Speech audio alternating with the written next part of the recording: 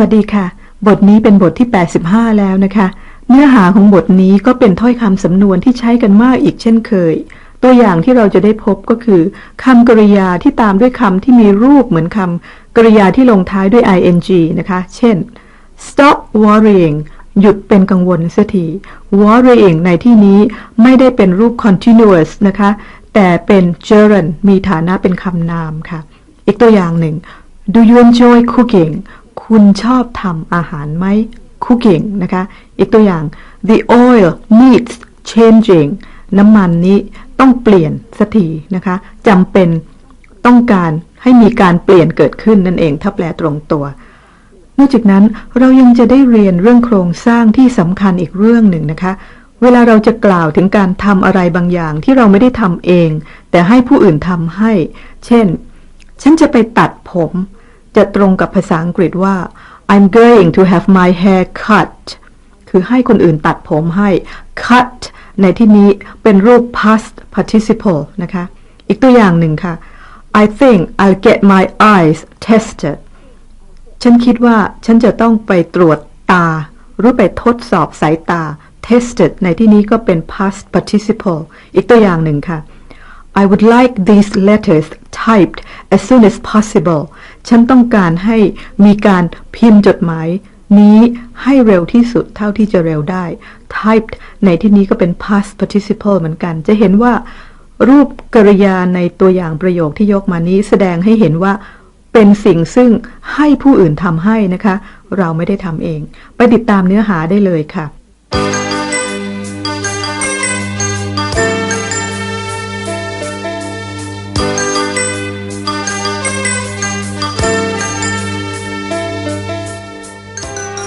Unit 85 Verbs followed by participles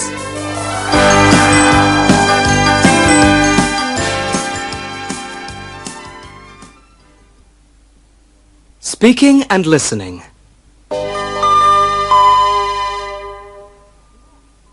If you want something done well, do it yourself. Listen. Hello, George. Oh, hi, Carol. You've had your hair cut. It looks very striking. Yes. I sent to the hairdresser. I'd like it cut short at the front and left long at the back. He had a different idea. He's very creative. Uh-huh. As you can see, I had it cut short at the sides and left long on the top. Oh, I'm just beginning to regret it. Oh, have you been shopping? Yes, buying paint. Are you having your flat redecorated? Well, I'm not having it redecorated. I'm redecorating it myself. Oh. You know what they say? If you want something done well, do it yourself. Yes. From now on, I think I'll cut my own hair instead of going to the hairdressers.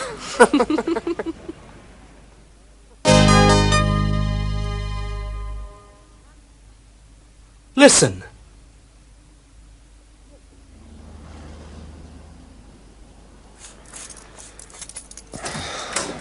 Oh. I saw you coming. I was looking through the window. You've been to the hairdresser's then? Yes. Now, be honest. What do you think?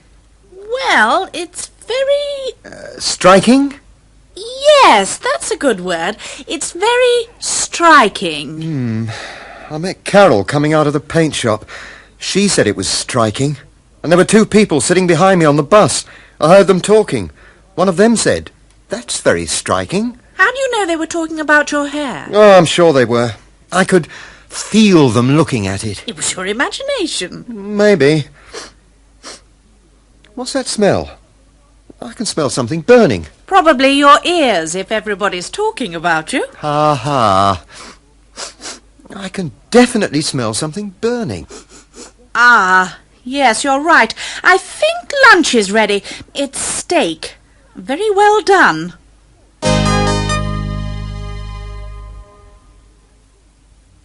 What needs doing? Listen.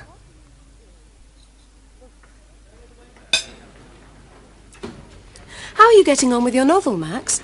Well, there's some good news and some bad news. The good news is that I finished it. And believe it or not, I found a publisher who's interested in it. What's the bad news? The publisher says it needs revising. Revising? Yes, it needs revising. He didn't say whether it needed lengthening or shortening. All I know is that it needs changing. He was a bit vague about it, actually. What's he like? The publisher? He's very nice, but he hasn't published many novels. His company publishes books about cooking, mainly. Maybe you should include some recipes in your novel. Yes, perhaps that's what he meant when he said it needs revising. Max, I was joking.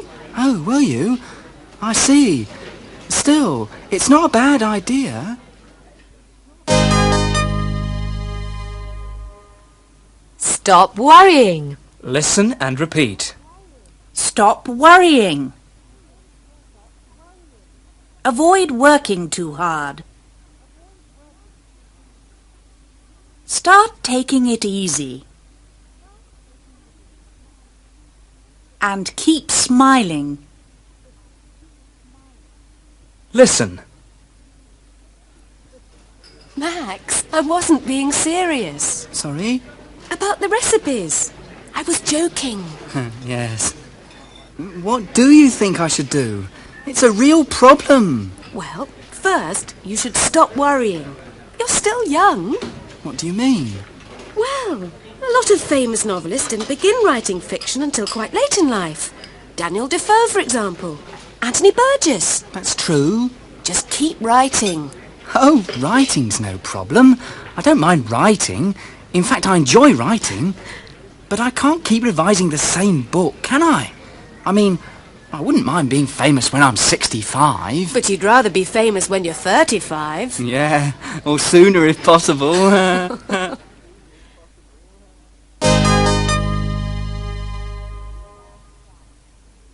Keep on trying. Listen. Morning, Max. Oh, hi, Angela. Any more news about your novel since the other day? Yes, there's some good news, there's some bad news, and there's some very bad news. Ooh. The good news is the publisher definitely wants to publish it when I've revised it. He keeps on saying, I'm sure it'll be a bestseller. What's the bad news? The bad news is that he wants to change the title. He doesn't like A Dangerous Game. And what's the very bad news? The very bad news is that he wants to call it A Delicious Grape. What? I told you, he publishes books about food. I think I'll give up trying to get it published. No, try another publisher. Well, I did find one other publisher who was interested, but she publishes books about animals mainly, so she'd probably want to call it A Desperate Gorilla or something. Well, keep on trying.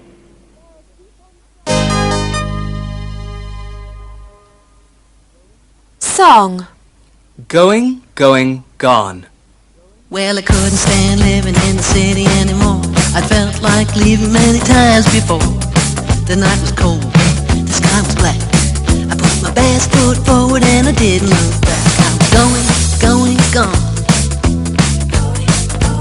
Going, going, gone.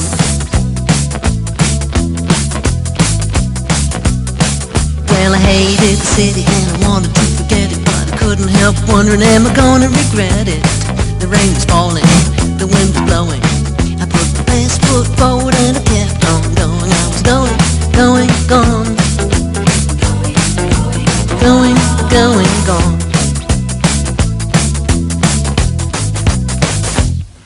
Well, I don't regret leaving the city that night. Country life is hard, but I'm doing alright. I can't imagine living any other way. Contemplating leaving, yes, I think I'm gonna stay. But if I ever have to leave, there's one thing that I know, I put my best foot forward when it's time to go. I'll be going, going, gone. Going, going, gone.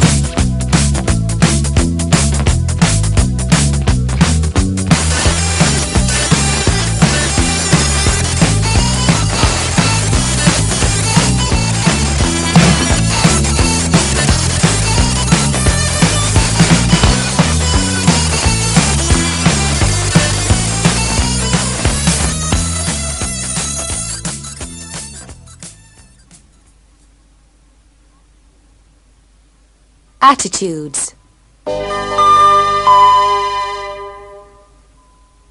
Listen.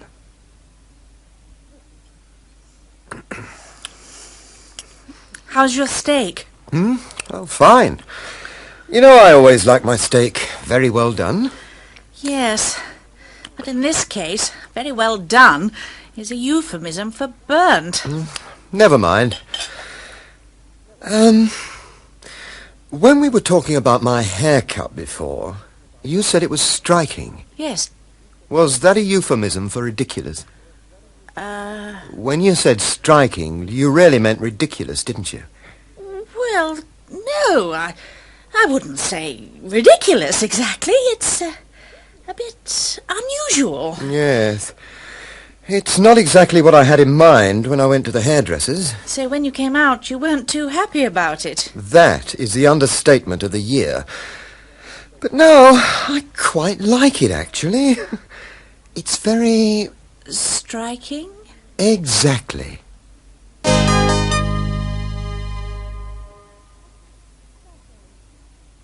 Special English.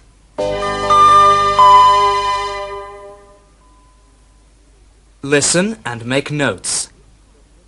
I wonder which hand you're holding your pen or pencil in, the left or the right.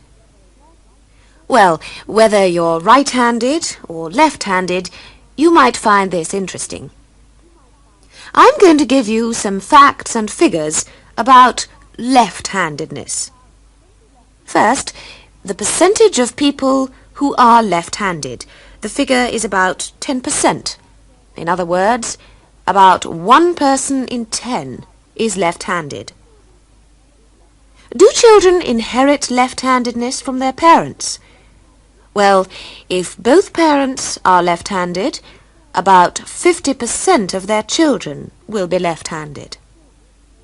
However, if both parents are right-handed, only about 2% of their children will be left-handed. So there's a great difference, 50% against 2%.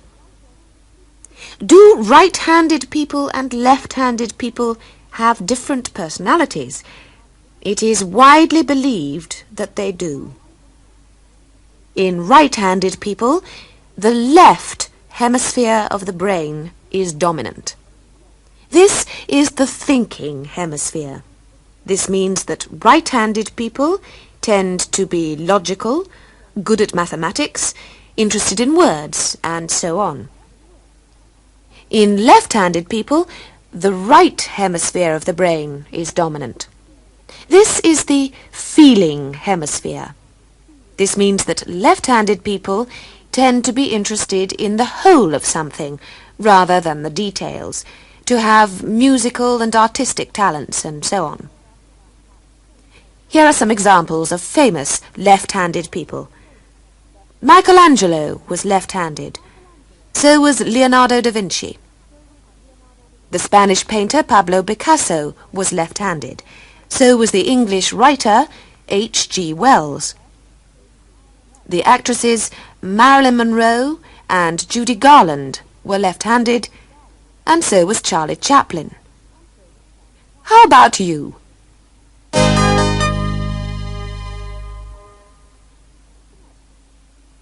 Synopsis. Dialogue. A Delicious Grape by Max Taylor. You see, Max?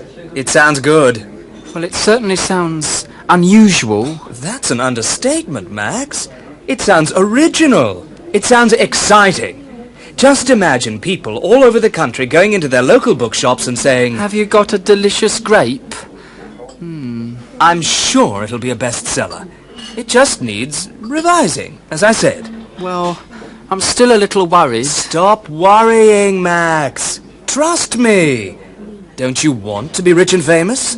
Well, I wouldn't mind being rich and famous. Your coffee, sir. Oh, thank you. Sir? Thank you. I mean, I really want to have this novel published. Yes. But I don't want it changed too much. Max, when you say changed, you mean spoiled, don't you?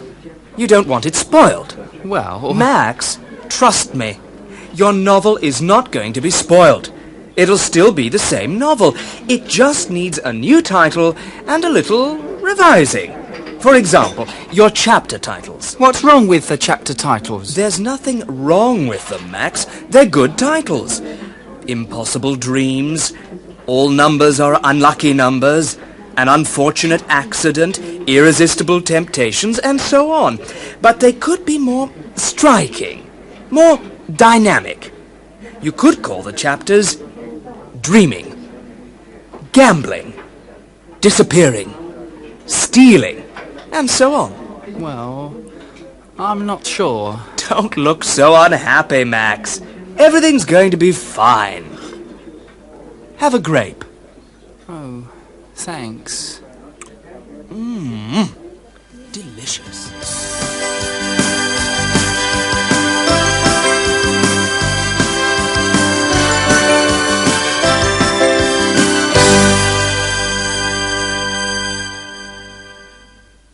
ในการใช้ภาษาทั่วๆไปไม่ว่าจะเป็นภาษาของเราเองหรือภาษาอังกฤษบ่อยครั้งที่เราต้องการให้คำพูดของเราฟังดูนุ่มนวลฟังดูสุภาพหรือต้องการพูดอ้อมเพื่อให้ลดความรุนแรงลงนะคะเช่นถ้าเราไม่เห็นด้วยกับใครหรือไม่เห็นด้วยกับเรื่องหนึ่งเรื่องใดในบทที่แล้วเราได้เรียนเรื่องนี้ไปแล้วนะคะเราได้พบตัวอย่างไปด้วยแต่เป็นการใช้คำพูดตรงๆนะคะในบทนี้เราก็จะได้เรียนเรื่องเดียวกันแต่จะได้พบตัวอย่างคำพูดที่ฟังดูนุ่มนวลกว่าเช่น I'm not sure I agree with you ถ้าแปลตรงตัวก็แปลได้ว่าฉันไม่แน่ใจว่าฉันเห็นด้วยกับคุณนะคะซึ่งฟังดูค่อนข้างจะสุภาพนุ่มนวลนะคะอีกตัวอย่างหนึ่งค่ะI don't think that's a very good idea actually ฉันไม่คิดว่านั่นเป็นความคิดที่ดีมากนักก็เป็นวิธีพูด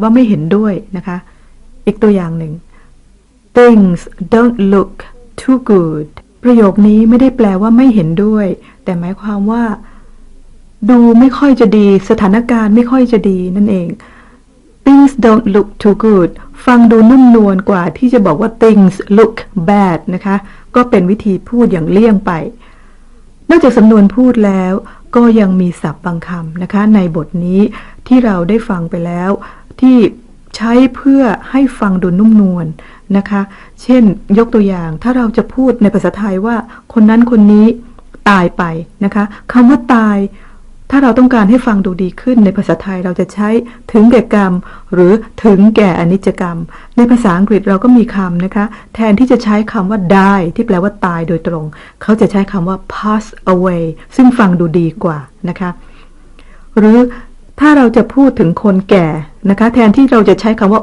old ที่แปลว่าแก่โดยตรงเราจะใช้คำว่า elderly แปลว่ามีอายุซึ่งฟังดูดีกว่านะคะเรื่องของการใช้ภาษาเมื่อเรามีความรู้ระดับหนึ่งเราก็ย่อมมีวิธีเลือกใช้หรือพลิกแพลงถ้อยคำเพื่อให้คำพูดของเราฟังดูดีขึ้นสังเกตดูเรื่องเหล่านี้จากบทหลังๆของเรานะคะและพบกันใหม่สวัสดีค่ะ